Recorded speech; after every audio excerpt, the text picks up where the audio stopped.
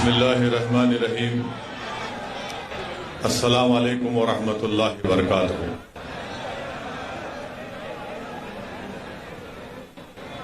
मोहतरम जनाब इम्तियाज जलील साहब, रुकने पार्लिमान औरंगाबाद मजलिस इत्तेहादुल मुस्लिमीन, वो सदर महाराष्ट्र मजलिस इत्तेहादुल मुस्लिमीन, मोअज़्ज़िज़ हाज़रीन इकराम,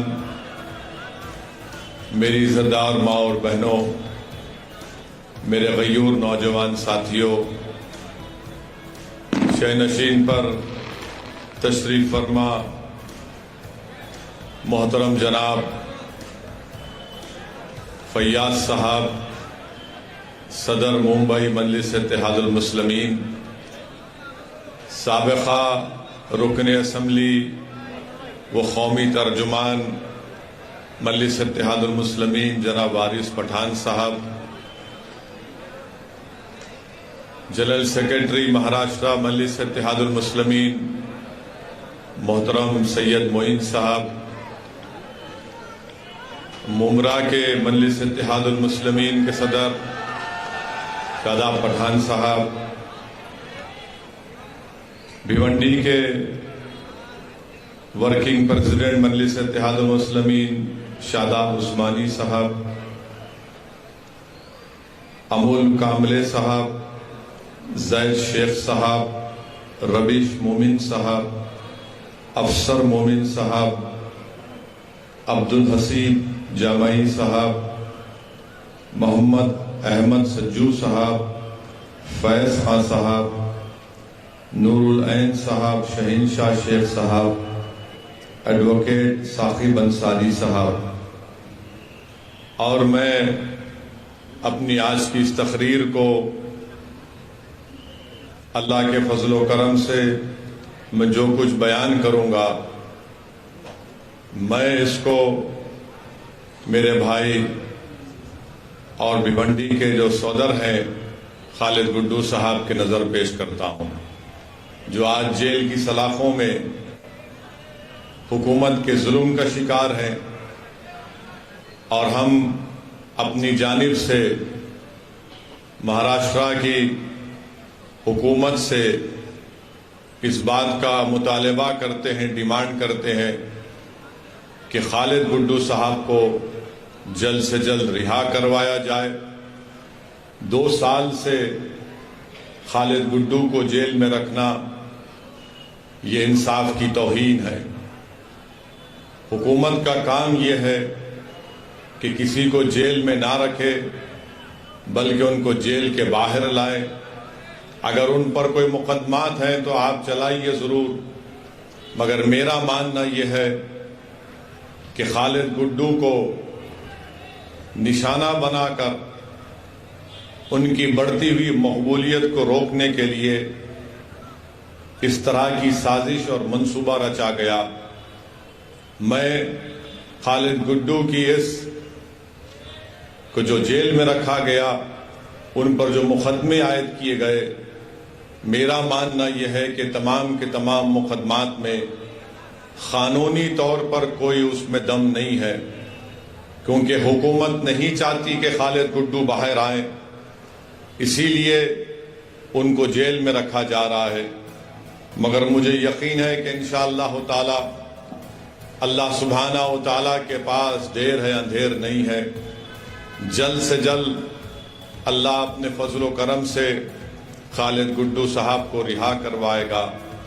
मैं महाराष्ट्र की हुकूमत से भी ये कहना चाहूँगा, यहाँ के मुख्यमंत्री से ख़ास तौर से कहना चाहूँगा कि जिस तरह से दिल्ली की हुकूमत शिवसेना के एमएलएस के ऊपर ईडी का रेड कर रही है, और जिस तरीके से शिवसेना और ख़ास तौर से महाराष्ट्र के मुख्यमंत्री बड़े बेचैन नज़र आ रहे हैं कि कहीं मेरे किसी प्यारे को जेल में ना डाल दिया जाए, तो मैं महाराष्ट्र के मुख्यमंत्री से कह रहा हूं कि अगर आपको अपने लोगों की फिक्र है कि कहीं मोदी की हुकूमत उनको जेल में डाल दे, तो फिर आपको ये सोचना पड़ेगा कि आपने कैसे अपनी हुकूमत में खालिद गुड्डू को जेल में डाला। याद रखिए, अगर खालिद गुड्डू जेल को जा रहा है हुकूमत के जबर और जुल्म का शिकार होकर, तो कहीं दिल्ली की हुकूमत भी अपनी ताकत का बेजा इस्तेमाल ना करे और आपके ही करीबी लोगों को जेल में डाल दे। अगर आज आप फिक्रमंद हैं, तकलीफ में हैं, तो मैं महाराष्ट्र के मुख्यमंत्री से पूछना चाह रहा हूं, खालिद गुड्डू के घर वालों पर क्या गुजर रही होगी, उनके घर में उनके भाइयों पर, उनके अफराद खानदान पर, उनके दोस्तों पर क्या गुजर रही होगी। इसीलिए हम महाराष्ट्र हुकूमत से मुतालबा करते हैं कि आप खालिद गुड्डू को रिहा करवाइए, मुकाबला करिए, सियासत में मैदान में मुकाबला करिए। लोकतंत्र है, लोकशाही है, संविधान के दायरे में रहकर मुकाबला करिए। किसी को जेल में डालकर ये बहादुरी का काम नहीं है। बहादुर वो है जो अपने मुखालिफिन को भी छोड़े और कहे कि आओ प्यारे आजमाओ किस्मत, देखते हैं मैदान में अवाम किसको पसंद करती है। अगर आज हुकूमत महाराष्ट्र की सरकार लोकशाही पर भरोसा करती है, तो मैं उम्मीद करता हूं कि वो खालिद गुड्डू को रिहा करवाएगी और शिवसेना, राष्ट्रवादी कांग्रेस और कांग्रेस ये कहेगी कि खालिद गुड्डू तुम बाहर निकल कर हमसे मुकाबला करो।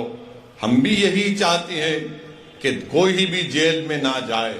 सियासतदान हैं, राजनेता हैं, अगर वो जेल को चले जाएंगे तो याद रखो उनकी मकबूलियत में और इजाफा होता रहेगा।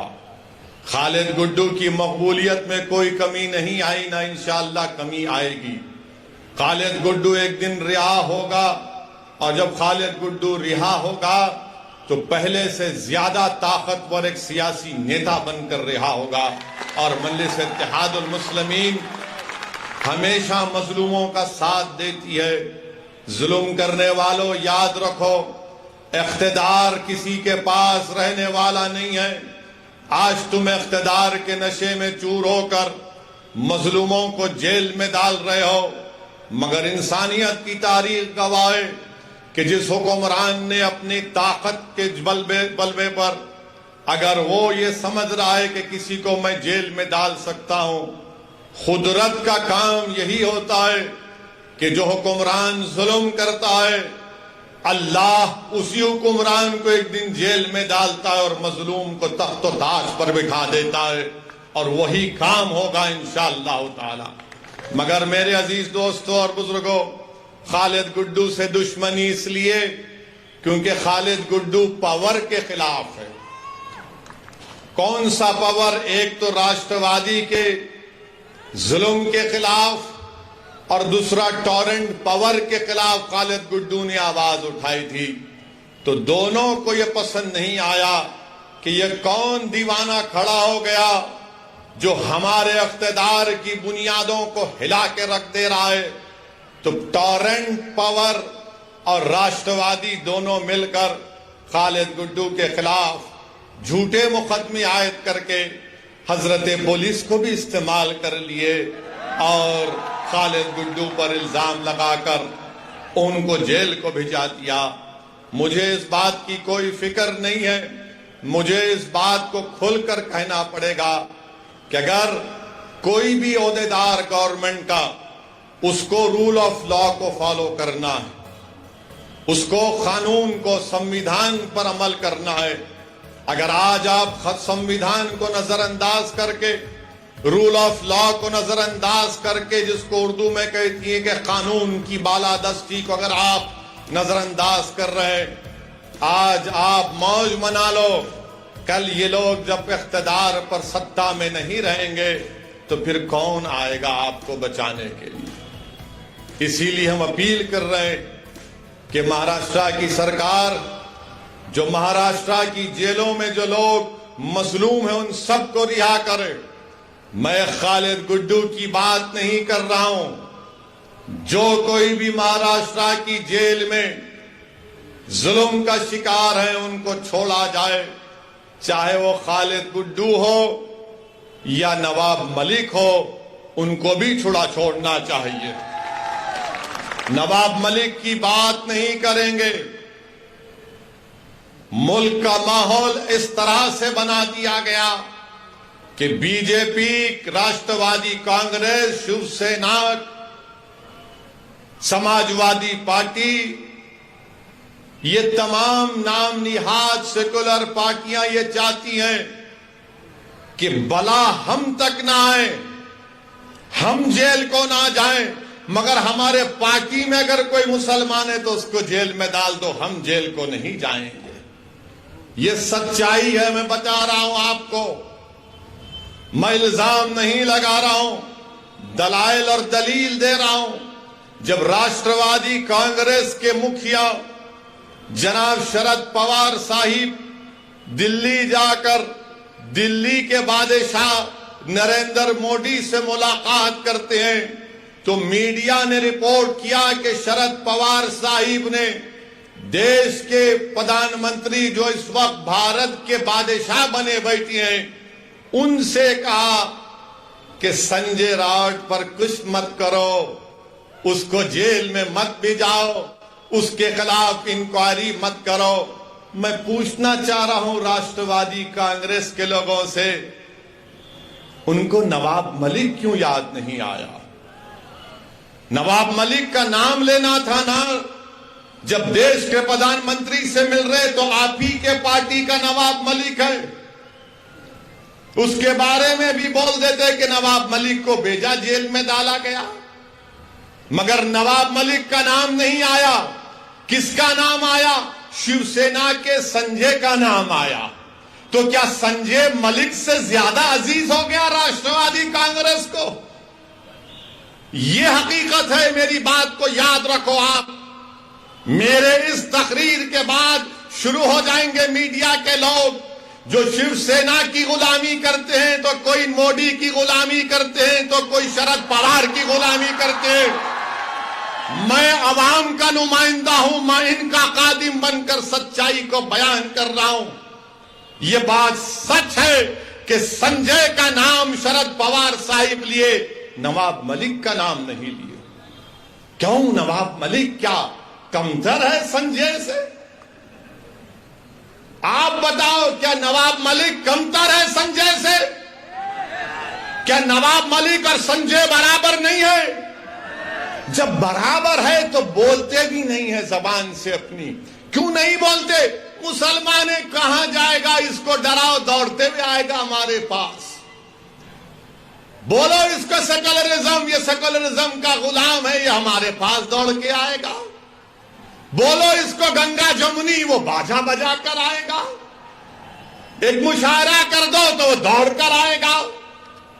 मगर ये आपकी अहमियत है, जब चुनाव आएगा तो चुनाव में कहेंगे ए ओवैसी की बात का यकीन मत करो, मोदी को रोकना है, शिवसेना को रोकना है। जब महाराष्ट्र के विधानसभा चल रहे थे, इसी जगह पर मैं आया था, इसी विधानसभा में भिवंडी के, मैंने आपसे अपील की थी कि यहां से खालिद गुड्डू को कामयाब करिए।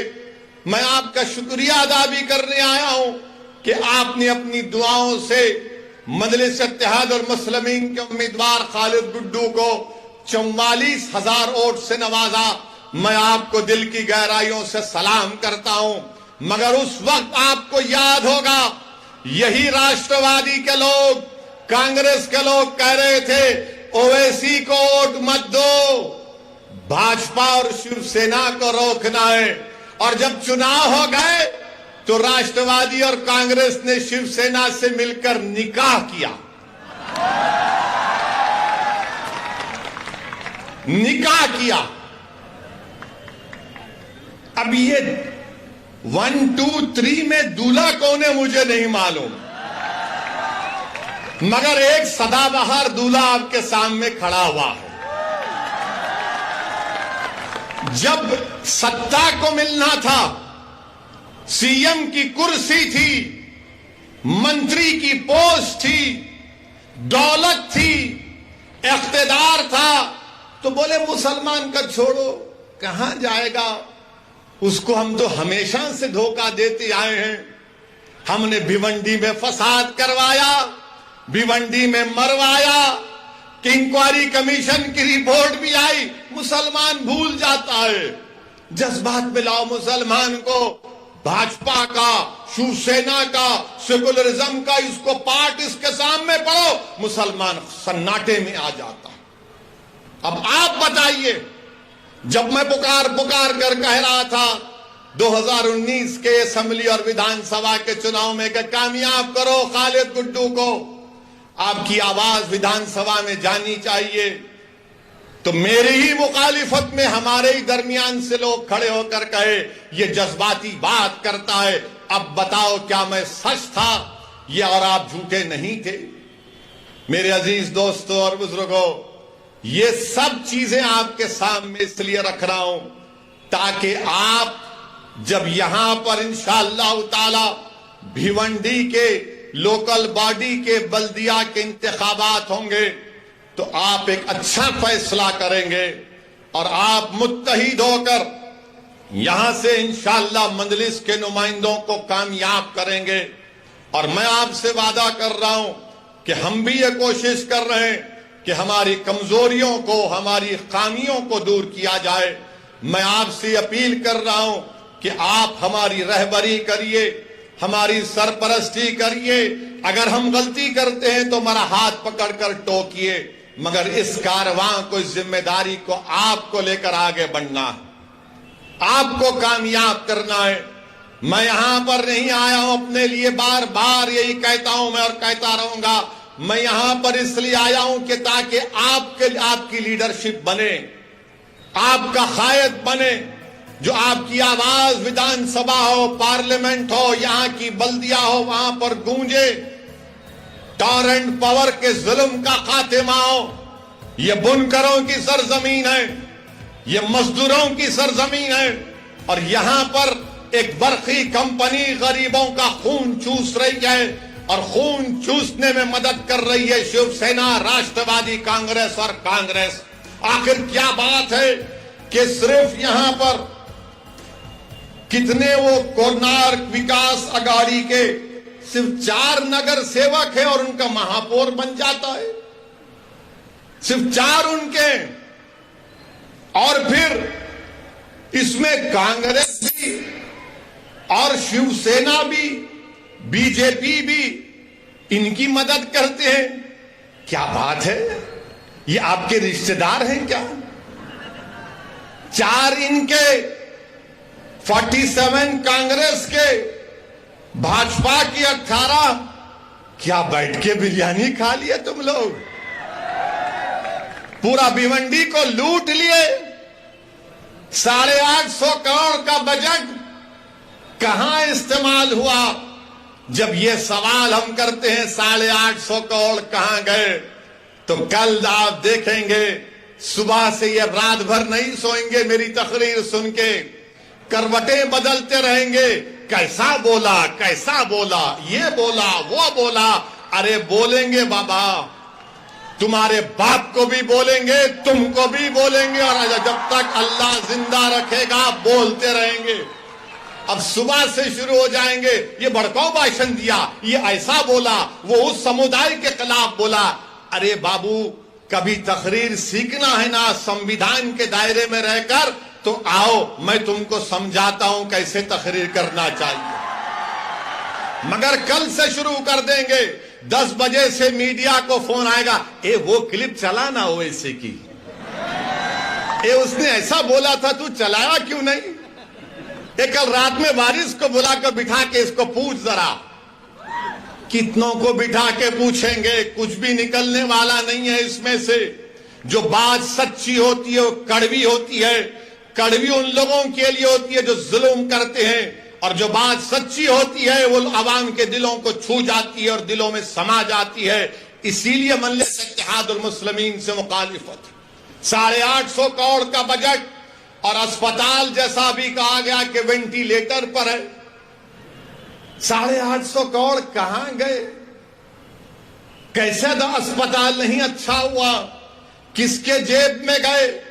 आप अंदाजा लगाइए। 850 करोड़ का बजट अगर अस्पताल की अच्छाई के लिए, डेवलपमेंट के लिए इस्तेमाल होता तो गरीबों को इससे फायदा पहुंचता भिवंडी की। मगर इनको ये चाहते हैं कि नहीं नहीं, गारत का गड़ा है, इनका भरता नहीं है। 850 कड़े मेरे को कितना, तेरे को कितना। अरे क्या ये खाजा का लंगर है, लूट के लेके जाएंगे तुम लोग? ऐसा लगता कि पूरे डाकू एक हो गए। ये मेरा हिस्सा, ये तेरा हिस्सा, ये मेरा हिस्सा। और इसी हिस्सेदारी में आपको अपना हिस्सा नहीं मिलता है। इसीलिए मैं आपसे अपील कर रहा हूं कि आने वाले बल्दिया के इंतखाबात में आप मुत्तहिद होकर मजलिस इत्तेहादुल मुस्लिमीन के उम्मीदवारों को कामयाब करिए। मेरी आपसे अपील है कि आपकी आवाज भिवंडी की बल्दिया में गूंजनी चाहिए। आपके मसाइल का हल मिलना चाहिए। और जिस तरीके से आपने अल्हम्दुलिल्लाह 44,000 वोट खालिद गुड्डू को दिए, मुझे यकीन है कि आने वाले बल्दिया के इंतखाबात में आप मुत्तहिदा तौर पर मजलिस के उम्मीदवारों को कामयाब और कामरान करेंगे। मेरे अजीज दोस्तों और बुजुर्गों, मैं आपसे अपील कर रहा था, बता रहा था कि मुल्क में जो हालात हैं वो आप सब जानते हैं, मुझसे बेहतर आप जानते हैं। आज प्रधानमंत्री, देश के वजीर आजम, दिल्ली के बादशाह अपनी हुकूमत के 8 साल के पर बड़े बड़े बातें आज किए हैं। मैं देश के प्रधानमंत्री से इतना पूछना चाहता हूं, देश के प्रधानमंत्री, आखिर ये क्या बात है कि 1 लीटर दूध और 1 डबल रोटी का लोफ पैकेट एक ही कीमत में क्यों मिल रहे हैं प्रधानमंत्री? 1 लीटर दूध और 1 डबल रोटी का पैकेट। तो बीजेपी वाले बोलेंगे क्या बोलता है ना, क्या बोल रहा है, दूध भी खरीद ले, डबल रोटी खा ले, पेट भर जाएगा। अरे आप बताइए, महंगाई, कभी इतनी महंगाई भारत में कभी नहीं हुई थी। और आज 8 साल देश के प्रधानमंत्री अपनी हुकूमत के मना रहे हैं। महंगाई, इन्फ्लेशन सबसे हाईएस्ट है। बेरोजगारी नौजवानों में जो भारत में, दुनिया में किसी मुल्क में नहीं है। मगर मोदी जी बोल रहे 8 साल में मैंने चांद पर जाकर मट्ठी आपके कदमों में डाल दी। आपको देश के प्रधानमंत्री बोल रहे हैं कि 8 साल में बहुत बड़ा काम कर दिए। फिस्कल डेफिसिट 40 साल में सबसे ज्यादा है। रिटेल इन्फ्लेशन 20 साल में सबसे ज्यादा है। और जो महिलाओं की, खवातीन का वुमेन फोर्स है, उसमें कमी आई है। 10% से कम महिलाएं काम कर रही हैं भारत में। आप बताइए इसके ऊपर क्या बोलेंगे? मेरे अजीज दोस्तों और बुजुर्गों, 8 साल का जश्न बीजेपी मना रही है, तो क्या ये बात सच नहीं है कि भारत के फॉरेन रिजर्व जो 640 बिलियन डॉलर से 595 बिलियन डॉलर्स पर आ गए? कौन जिम्मेदार है इसका? FIIs, फॉरेन इन्वेस्टमेंट इन्वेस्टर्स 22% से 19% पे आ गए इंडियन स्टॉक्स के। कौन जिम्मेदार है इसका? इखलाक को मारा गया, कौन जिम्मेदार है? पीलू खान को मारा गया, कौन जिम्मेदार है? रगबर को मारा गया, कौन जिम्मेदार है? दिल्ली का फसाद हुआ, कौन जिम्मेदार है? गाय के नाम पर पीटा गया, कौन जिम्मेदार है? गाड़ी के नाम पर मारा गया, कौन जिम्मेदार है? सर पर टोपी पहनने पर मारा गया, हाफिज जुनैद को चलती हुई ट्रेन में मारा गया, कौन जिम्मेदार है? सेंधवा में 12 घरों को तोड़ दिया गया, कौन जिम्मेदार है? मध्य प्रदेश खरगोन में 22 घरों को तोड़ दिया गया, कौन जिम्मेदार है? राजस्थान के खैरोली में फसाद हुआ, कौन जिम्मेदार है? और 8 साल का जश्न मना रहे हैं, इस पर कोई बात नहीं करेगा। अब जब आप भाजपा के लोगों से पूछेंगे, ना ना मोदी जी ने तो 370 निकाल दिया, तो जब 370 निकाल कर आपने कहा था कि आतंकवाद का खात्मा कर दिया, तो कल एक टिकटॉक, एक टीवी के स्टार को गोली मार दी गई, कौन जिम्मेदार है? एक गवर्नमेंट का मुलाजिम पंडित था, कश्मीरी पंडित, उसको मार दिया गया, कौन जिम्मेदार है? तुमने एक झूठी पिक्चर तो बना दी जज्बात में और नफरत पैदा करने के लिए इस्लाम और मुसलमानों के लिए, मगर वो पंडित को मारा, कौन जिम्मेदार है? तुम्हारी सरकार है। पड़ोसी पाकिस्तान से टेररिस्ट कश्मीर में घुस कर आकर गोलियां चलाते हैं, कौन जिम्मेदार है इसका? आपकी सरकार है। नौकरियां नहीं है, कौन जिम्मेदार है इसका? कौन जवाब देगा इसका? हां, मैं मानता हूं कि इन सब की जिम्मेदारी अगर किसी पर है,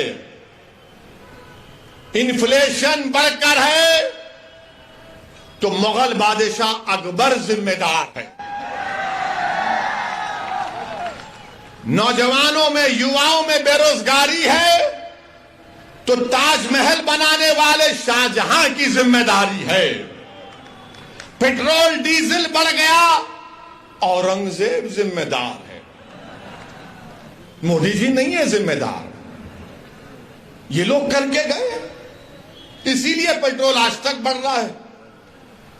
सरकार आपकी है, मैं खुद कह रहा हूं ना, औरंगजेब, अकबर, शाहजहां सब जिम्मेदार हैं, मोदी जी नहीं है जिम्मेदार।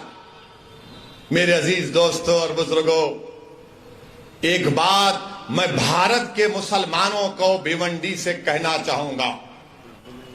भारत के जो सेकुलर जहन रखने वाले हमारे हिंदू भाई बहन हैं, दलित हैं, ओबीसी समाज के लोगों से कहना चाहूंगा, भारत कैसे बना? ये आज जो भारत है कैसे बना? ये आरएसएस, बीजेपी कहती है कि आक्रमण करने वाले मुसलमान आए थे, कहते हैं ना, ये आए थे, आक्रमण करने वाले आए थे भारत में।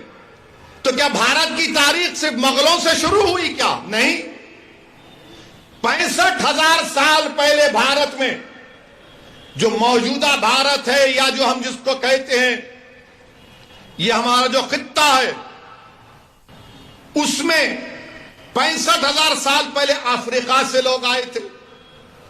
65,000 years ago, people from Africa came to India, Bharat of that time. फिर 45,000 साल पहले ईरान से किसान आए थे। फिर उसके बाद मशरिकी एशिया से ईस्ट एशिया से लोग आए। फिर उसके बाद से सेंट्रल एशिया, वस्ती एशिया से लोग आए, उनको आर्यन बोलते। तो 4 किस्म का माइग्रेशन हुआ, अफ्रीका से, ईरान से, और तीसरा हुआ मशरिकी एशिया से, जिसको स्टेप्स पैस्टोरलिस्ट कहते हैं, और चौथा वस्ती एशिया से, जिनको आर्यन कहते हैं। ये 4 आए तो भारत बना। अब भारत किसका है मालूम आपको? मेरा भी नहीं है भारत, ना उद्धव ठाकरे का भी है, ना ओवैसी का है, ना मोदी का है, ना शाह का है। भारत अगर किसी का है तो द्रविडियन का है, आदिवासियों का है। द्रविडियन और आदिवासियों का है। मीडिया वालों, तुमको मसाला दे रहा हूं, मगर याद रखो, अगर तुम चलाओगे तो फंस जाओगे। चलाओ, मेरे को कोई बात नहीं है, क्योंकि दूल्हे का नाम लेकर ही तो नाम चलता है। चलाओ।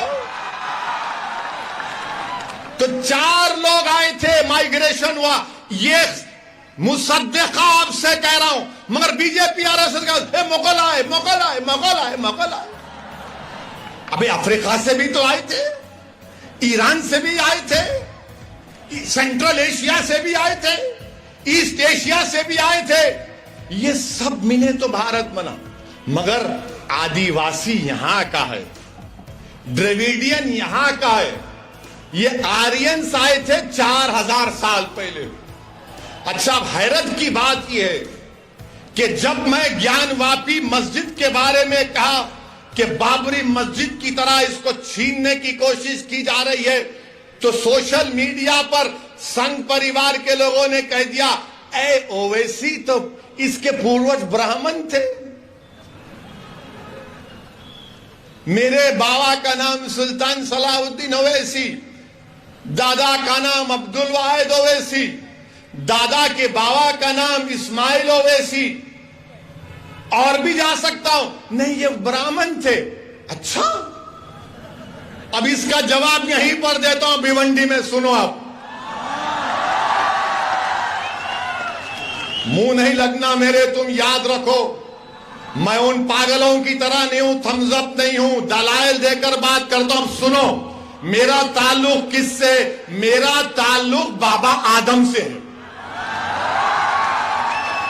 हम तमाम का ताल्लुक, हमारे अब्बा कौन है? अब्बा कौन है? हमारे अब्बा कौन है? बाबा, हमारे अब्बा आदम है। और जब अल्लाह ने हजरत आदम को हमारी अम्मा के साथ दुनिया में भिजाया, तो अब्बा ने कहां कदम रखा मालूम? भारत में। तो ये मेरी बाप की जमीन हुई। अब बाप की जमीन से औलाद का कोई हक छीन सकता? छीन सकता? अब्बा अल्लाह भी जाया तो बोले भारत में आ गए, एक कदम यहीं रखा, अब्बा की जमीन है। अबे तू मेरे को कहां मिला रहा जाके? मेरा ताल्लुक अब्बा आदम से है प्यारे। मगर जब तुमने ब्राह्मण कहा, तो क्या यह बात सच नहीं है कि बाल गंगाधर तिलक, जो भारत की आजादी में बहुत बड़ा अदा किए, मुजाहिद आजादी है, क्या उन्होंने नहीं कहा था कि आर्यन लोग आर्कटिक से आए थे? आर्कटिक, उन्होंने कहा था यह बात। अब बताओ इस पे क्या बोलेंगे? क्या बोलेंगे तुम बताओ इसको? इसलिए कह रहा हूं कि भारत में अगर कोई इंडियन माने ओरिजिनल है, वो आदिवासी है, द्रविडियन है, बाकी के सब लोग आए। और ये प्रूव हो चुका है कि आबादी का 65% हिस्सा, ये 4 जो माइग्रेशन हुए, आप करा के देख लो। मगर बीजेपी संघ क्या बोलेगी, शिवसेना भी, सब मुगल आए, मुगल आए। हाँ ठीक है, मुगल आए तो पेट्रोल बढ़ गया, मुगल आए तो डीजल बढ़ गया, मुगल की वजह से बेरोजगारी बढ़ गई, मुगलों की वजह से इन्फ्लेशन है, मुगलों की वजह से स्टॉक एक्सचेंज में हमारे FIS 22 से 19% हो गए, मुगलों की वजह से रोटी महंगी हो गई, मुगलों की वजह से दूध महंगा हो गया। अरे सब हम ही जिम्मेदार है, तुम तो दूध के दूल्हे हो। देश का प्रधानमंत्री मुसलमान है, आप नहीं है ना। महाराष्ट्र का मुख्यमंत्री आप नहीं है, कोई और है। हर चीज को मुगलों से जोड़ दो। अरे मुसलमानों का मुगलों से कोई ताल्लुक नहीं है, हमारा ताल्लुक मुगलों से नहीं है, वो बादशाह थे।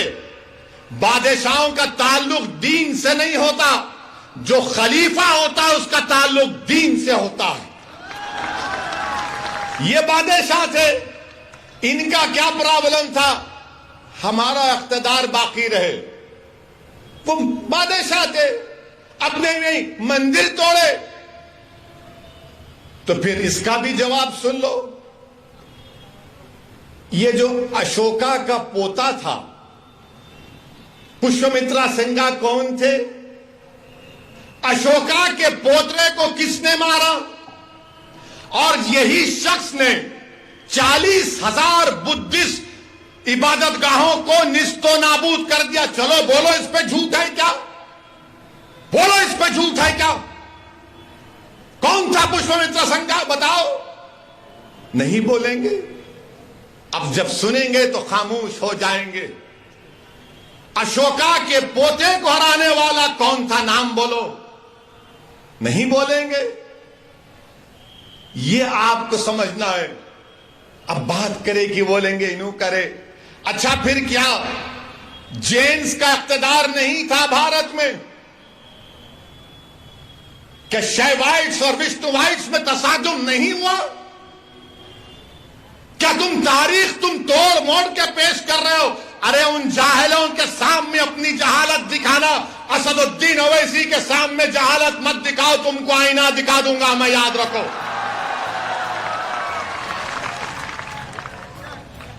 बोलो अशोका के पोते को किसने मारा था?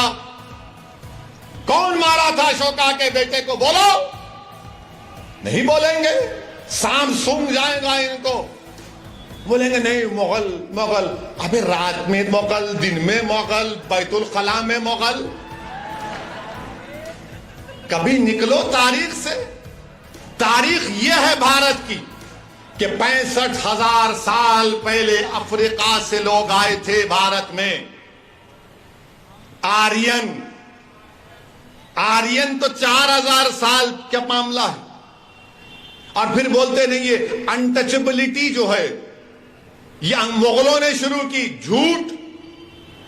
सच क्या है? सच ये है कि बाबा साहेब अंबेडकर ने कहा कि 400 एडी यानी हजरत ईसा के इस दुनिया से उठाने जाने के बाद 400 एडी में ये अनटचेबिलिटी शुरू की गई है। बाबा साहेब अंबेडकर ने लिखा। ह्यून सांग एक ट्रैवलर है, उसकी किताब पढ़ो। ये संगी नहीं पढ़ते, काली मुगल मुगल मुगल। बोलो कौन क्या बाबा साहेब अंबेडकर ने नहीं कहा था? उस पर बात नहीं करेंगे। और बोलेंगे तुम लोग मंदिरों को तोड़ दिए, तो क्या स्वामी विवेकानंदा ने अपनी किताब में नहीं लिखा कि जगन्नाथ की मंदिर बुद्धिस्ट इबादत गाह पर बनाई गई? बोलो मुझ पर इल्जाम लगाने वालों, बोलो। ओवैसी को जान की धमकी देना, ओवैसी को गाली देना, दिन रात मेरे नाम का वजीफा पढ़ना। मैं जो मसाइल को आज उठा रहा हूं, तुम जवाब दो उसका। अगर तुम 700-600 साल की तारीख की बात करोगे, मैं 65,000 साल की तारीख की बात करने को तैयार हूं। आओ बैठेंगे, बात करेंगे। अब बोलेंगे ए क्या बोलता है? तेरे घर में खोदेंगे। किसी ने मुझे फोन करके कहा कि आपके घर में खोदेंगे। मैंने कहा मेरे घर में तुम खोद नहीं सकते। बोले कैसे नहीं खोद सकते? मिला मेरा घर है, कोई आंख उठाकर नहीं देख सकता, याद रखो। खोदेंगे। अब बोल रहे ताजमहल के नीचे, उसके तहखाने में क्या है देखेंगे। अब तो बोल रहे कि आगरा के किले में जो मस्जिद है उसके नीचे खोदेंगे। मेरे को लगता है बीजेपी आरएसएस वाले, जरा कान खोल के सुनो आप, किसी को बोलना नहीं बात मेरी, किसी को नहीं बोलेंगे ना आप, ना नहीं बोलना है तो कट्टी हो जाएंगे। अपनी दोस्ती बरकरार रहे। तो इसलिए खोद रहे वो लोग कि देश के प्रधानमंत्री की डिग्री तलाश कर रहे, कहां है कहां है कहां है। नरेंद्र मोदी की एमए पॉलिटिकल साइंस की डिग्री है, मगर देश के प्रधानमंत्री की एंटायर पॉलिटिकल साइंस की डिग्री है, मिलती नहीं है। तो शायद प्यारे बोल रहे मस्जिद के बहाने डिग्री मिल जाएगी, मस्जिद तो नहीं मिलेगी। क्या बात है बताइए आप, ये जोक है, सीरियस मत ले लीजिए। देश के प्रधानमंत्री भी मन की बात में बोलते, जरा ह्यूमर होना चाहिए। तो ह्यूमर की बात कर रहा हूं। कोई बोलते ताजमहल में मेरे को कोई सोशल मीडिया पे दिखा एक शख्स, मैं नहीं कह रहा हूं, वो कोई आदमी था, उनका कोई क्यूरेटर दोस्त था, वो उनके साथ ताजमहल को गए। बोले मुझे नीचे जाके दो कमरे में देखना है। तो उसने सोशल मीडिया पे लिखा कि तुम्हारा फोन डिपॉजिट कर दो। फोन डिपॉजिट कर दिए। उसके बाद नीचे गए तो फिर चेकिंग हुई। फिर वो कमरे के पास ताले पर लगा हुआ था गवर्नमेंट ऑफ इंडिया का स्टैंप। बोले नहीं अंदर नहीं आ सकते आप। अरे बोले भाई खाली खरीद करके नहीं, देखना भी नहीं, तुम कान लगा के सुन सकते। तो बेचारे कान लगाए तो अंदर से इंसानों की आवाज आ रही थी। अंदर से इंसानों की बड़ी प्यारी आवाज आ रही थी। और वो आवाज क्या बोल रही थी? चौकीदार से पूछो महंगाई इतनी क्यों है। इस पे तो केस नहीं बुक हो सकता ना, जाओ बुक कर लो शाहजहां पे, मुमताज पे, मुझे क्या करना है। मैं सोशल मीडिया पे पढ़ के कह रहा हूं, उसको बुक करो आप।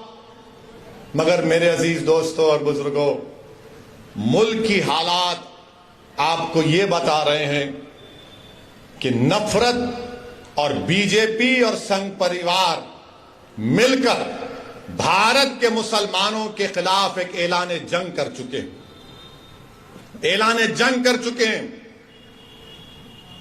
और हमारी हर तहजीब की हर निशानी को मिटाना चाहते हैं, हर चीज को मिटा देना चाहते हैं।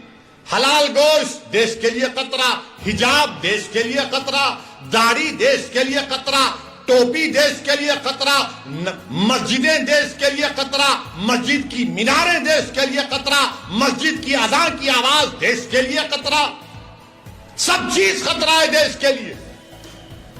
और इस बात में आप देख लो, जब ये बातें हो रही हैं तो क्या कांग्रेस कुछ बोलती, क्या राष्ट्रवादी कुछ बोलती है, क्या शिवसेना कुछ बोलती है, क्या समाजवादी कुछ बोलती है, क्या आम आदमी पार्टी कुछ बोलती है? कोई अपने आप को सेकुलर पार्टी बोलने वाले कुछ नहीं बोलेंगे। हलाल पे गोश्त पे नहीं बोलेंगे, हिजाब पे नहीं बोलेंगे, अज़ान पे नहीं बोलेंगे, ज्ञानवापी मस्जिद को छीनने की बात पर नहीं बोलेंगे। क्यों नहीं बोलेंगे? मुसलमान को डराओ, वो तो हमारा कैदी है, और हम ज्यादा बोलेंगे तो हमारा हिंदू वोट हमको नहीं मिलेगा। मेरे अजीज दोस्तों और बुजुर्गों, इसका मुझे जिस बात का अंदेशा है कि अगर इस तरह से दबाया जाएगा, इस तरह से रुसवा किया जाएगा, तो फिर ये जो नौजवान जो आज भारत में खास तौर से दलित और मुसलमान नौजवान हैं, अगर उनका एतमाद जमहूरियत से, लोकशाही से अगर कम हो जाएगा, वो अपने घरों में जाकर बैठ जाएंगे, वो घरों में जाकर अपने बैठ जाएंगे और दूसरे दर्जे के शहरी बन जाएंगे। मैं नहीं चाहता कि ये नौजवान जो कल इस देश का मुस्तकबिल इनके कंधों पर रहेगा, वो मायूस होकर, रुस्वा होकर अपने घरों में बैठ जाएं, अपने दरो दीवार को बंद कर लें, अपने दिमाग को सोचने की और तमीज पर जोर ना डालें और बंद कर लें अपने दिमाग को। वो हमारी जमहूरियत के लिए खराब दिन होगा। इसीलिए मैं कहता हूं और कहता रहूंगा, जमहूरियत है। ज्ञानवापी मस्जिद के बारे में बोला तो कौन सा गुनाह किया? मैं जब बाबरी मस्जिद का फैसला आया था, मेरी प्रेस कॉन्फ्रेंस उठाकर देख लो आप, मैंने उस फैसले को कहा था, अंग्रेजी में कहा था कि this is a victory of faith over facts, this is a victory of faith over facts. मैंने अपने प्रेस कॉन्फ्रेंस में कहा था कि मुझे अंदेशा है कि इस फैसले के बाद और मसाइल शुरू हो जाएंगे। मैंने नाम लेकर कहा था, ज्ञानवापी, मथुरा, लखनऊ की टीले वाली मस्जिद, सब सच साबित हो रहा आज। उस वक्त भी सब गालियां दिए मुझे। मैं भिवंडी की आवाम से, भारत के मुसलमानों से और भारत के हमारे हिंदू दलित भाइयों से जो अंबेडकर और गांधी को अपना लीडर मानते हैं, इस दीवाने की बात का यकीन थोड़ा करो। तुम मुझसे नफरत करो इंफरादी तौर पर, मगर मैं कह रहा हूं तो मेरी बात को सुनो, याद रखो, ये रात लंबी रहने वाली है। भिवंडी के आवाम, भारत के मुसलमानों, मेरी इस बात को याद रखो, ये रात अंधेरी रहने वाली है, लंबी अंधेरी रहने वाली है। अगर तुम ये समझ रहे हो कि कोई सेकुलर पार्टी आकर तुम्हारे इस अंधेरे को दूर करेगा, ये अंधेरा क्या है? फिरका परस्ती का अंधेरा, नफरत का अंधेरा। इस अंधेरे में अगर रोशनी अगर कोई पैदा कर सकता है तो आप और हम कर सकते हैं। आप एक चिराग जलाओ अपनी सियासी ताकत का, एक चिराग जलाओ। इस चिराग में तुमको तेल की जरूरत नहीं, इस चिराग में तुमको अपने आंसुओं की और अपने जज्बात की जरूरत है। तुम एक चिराग जलाओ इन तूफानों में, इन नफरत के तूफानों में। इस चिराग को जलाओ और अपनी रोशनी से तमाम माहौल को मुनव्वर कर दो। अगर आज आप खामोश बैठ जाएंगे तो फिर आने वाली नस्ल आपको जवाब नहीं देगी, आपको जवाब देना पड़ेगा। मेरे अजीज दोस्तों और बुजुर्गों, हिजाब, हलाल गोश्त, मस्जिद, अज़ान, CAA सब पे होते होते अब टीवी पर अल्लाह के रसूल सल्लल्लाहु अलैहि वसल्लम की शान में बकवास भी हो रही। एक अंग्रेजी टीवी चैनल के ऊपर भारतीय जनता पार्टी के स्पोक्स पर्सन एक मोहतरमा साहिबा ने रहमतुल्लाह आलमीन सल्लल्लाहु अलैहि वसल्लम पर अनाप शनाप बोल दिया, हमारी उम्मत की मां पर कुछ बोल दिया। मैं पूछना चाहता हूं क्यों नहीं कांग्रेस बोलती इसके ऊपर, इसके खिलाफ? क्यों नहीं राष्ट्रवादी इस पर कुछ बोलती है? कौन बोलता है? मुसलमान ही बोलता है, असदुद्दीन ओवैसी बोलता है। हैदराबाद में आज कमिश्नर ऑफ पुलिस हैदराबाद के पास एक कुल जमाती डेलीगेशन गया, मगर आपको बता रहा हूं और आप गवाह हैं मेरी इस बात का कि जब कमली वाले पर कोई अनाप शनाप बकता है तो कोई नहीं बोलता। उद्धव ठाकरे के बारे में अगर कोई बोलेगा तो उसके घर को जाकर उसको धमकी दी जाएगी या उसके मुंह पर कालिक फेंकी जाएगी। शरद पवार पर कोई बोलेगा तो थप्पड़ मारा जाएगा। शरद पवार के बारे में कोई लिखेगा तो उस एक्ट्रेस को जेल में डाल दिया गया। तो बताओ क्या शरद पवार को बोला जाएगा, उद्धव ठाकरे को बोला जाएगा, मोदी को बोला जाएगा, और जब मेरे रसूल के बारे में बोला जाएगा तो तुम सब गूंगे बन जाओगे? तुम कुछ नहीं बोलोगे। मैं आपसे मुखातिब नहीं हूं, मैं इख्तिदार की कुर्सियों पर बैठने वालों से पूछ रहा हूं, बताओ बोलो। शरद पवार के बारे में बोले तो थप्पड़ मारकर ऐनक तोड़ दिए। उस एक्ट्रेस ने कुछ कहा तो जेल में डाल दिए। मोदी के खिलाफ लिखे तो जेल में डालते हैं, योगी के खिलाफ कुछ बोले तो जेल में डालते हैं। और रसूल अल्लाह सल्लल्लाहु अलैहि वसल्लम की शान में को अनाप शनाप बकता है। अरे खाली नारे लगाने से कुछ नहीं होता। मैं जो कह रहा हूं सोचो उस बात पर। जब अल्लाह अकबर कहते ना तो उसके माने समझो। मेरे अजीज दोस्तों और बुजुर्गों, आपकी खामोशी मुझे शिकवा इन तमाम पार्टी से नहीं है, मैं आपसे शिकायत कर रहा हूं। मैं आपके सामने अपना दर्द बयान कर रहा हूं। मैं अपनों के दरमियान में खड़े होकर आपसे भीख मांग रहा हूं। मुझे उनसे उम्मीद नहीं है, मुझे आपसे उम्मीद है। अगर मेरी बात कड़वी लग रही तो अपना एक दीवाना बेटा और भाई समझकर माफ कर दो, मगर मेरा हक बनता है कि मैं तुम्हारे सामने बोलूं। अगर तुम्हारे सामने नहीं बोलूं तो कहां जाकर बोलूं, बताओ। मेरे अजीज दोस्तों और बुजुर्गों, इसीलिए आपको अपनी एक सियासी ताकत को मजबूत करना, चाहे जिले सतह पर हो, बल्दिया का इलेक्शन हो, जिला परिषद का इलेक्शन हो, असेंबली का हो, पार्लियामेंट का हो, आपको अपनी आवाज उठानी चाहिए, नुमाइंदा होना चाहिए। मत जाओ इन लोगों की बातों में कि ओवैसी खड़ा होगा तो उन्होंने जीत जाएंगे। अरे जब मैं नहीं भी खड़ा हो रहा हूं तो जीत रहे ना।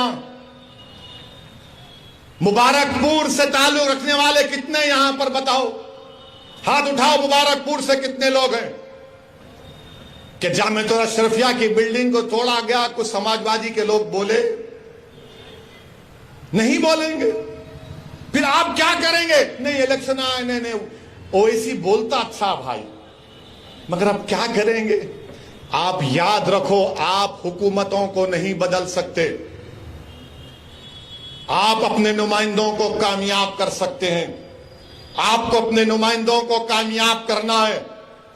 और हम भारत के प्रधानमंत्री से अपील कर रहे हैं, रिक्वेस्ट कर रहे हैं कि देश के प्रधानमंत्री आप अपने नेशनल स्पोक्स पर्सन के खिलाफ एक्शन लीजिए। अगर आप सबका साथ, सबका विकास, सबका विश्वास की बात करते हैं, आप हमारे खिलाफ रहिए, मगर इतना नफरत मत करिए कि जिसके नाम का सदका हम खाते हैं आप उनके नाम के बारे में अनाप शनाप बक दें। जिसके नाम का हम सदका खाते हैं, देश के प्रधानमंत्री हम आपसे अपील कर रहे हैं कि अल्लाह के रसूल सल्लल्लाहु अलैहि वसल्लम के बारे में आपके स्पोक्स पर्सन ने जो अनाप शनाप बका, आप मुसलमानों के भी प्रधानमंत्री हैं, आप देश के प्रधानमंत्री हैं। आप बता दो ये चीज गलत है, उसको रोको, आप केस बुक करो। देश के प्रधानमंत्री को एक काम करना चाहिए। करेंगे नहीं करेंगे मुझे नहीं मालूम, मगर मुझे यकीन है कि जिसने भी इस तरह की अनाप शनाप बका है उसको उसका सियासी चराग उठता जाएगा, उसको सिक्योरिटी मिलेगी, उसको बड़े बड़े ओहदे दिए जाएंगे। मगर हम देश के प्रधानमंत्री से अपील कर रहे हैं, ये जो अपने आप को सेक्युलर पार्टी कहते हैं, शरद पवार साहब आपको बोलना चाहिए। आपके बारे में कोई बोला तो थप्पड़ मार देंगे। उद्धव ठाकरे आपको बोलना चाहिए, मुखालिफत करो आप मजलिस की, कोई एतराज, मगर हर चीज की एक हद होती है। किसी को इस बात की इजाजत नहीं है कि आप किसी भी मजहब के बारे में, उनके बड़े बड़े लोगों के बारे में आप अनाप शनाप बक दें। मुझे भी इख्तलाफ है बीजेपी से, शिवसेना से रहेगा जिंदगी भर। मेरे अजीज दोस्तों और बुजुर्गों, मैं आपसे अपील कर रहा हूं कि मुत्तहिद रहिए, और बीजेपी से अपील कर रहे हैं कि ये आप नेशनलिज्म का, भारत से मोहब्बत का दर्स हमको मत दो। आप, हम वो लोग हैं जो हमारे बुजुर्ग जेल में थे, एक खत भी हमारे बुजुर्गों ने अंग्रेजों से माफी का नहीं लिखा। क्या अल्लामा फजले खैराबादी ने काला पानी की सजा में को अंग्रेजों को खत लिखा? फांसी पर चढ़ गए मोदी जी, अंग्रेजों के खिलाफ माफी नहीं मांगी, पेंशन नहीं लिया अंग्रेजों के खिलाफ, अंग्रेजों से अंग्रेज का घर नहीं लिए। हमने कहा यही हमारा भारत, हमारा घर है, लड़ेंगे, अंग्रेजों को भगाएंगे या फिर अपनी जान को कुर्बान कर देंगे। और जिस शख्स का तुम जश्न मना रहे हो, क्या उसका नाम महात्मा गांधी के कपूर इंक्वायरी कमीशन में नहीं आया, जो महात्मा गांधी के कत्ल में कॉन्स्पिरेटर है? सोचो, अगर गांधी से मोहब्बत है तो जबान पर गोडसे और गांधी के कातिलों का नाम नहीं आना चाहिए। मेरे अजीज दोस्तों और बुजुर्गों, आपका बेहद शुक्रिया कि आप तशरीफ लाए, और आपसे अपील करता हूं कि अपनी दुआओं में खालिद गुड्डू के लिए और नवाब मलिक के लिए दुआ करिए। अस्सलाम वालेकुम व रहमतुल्लाह।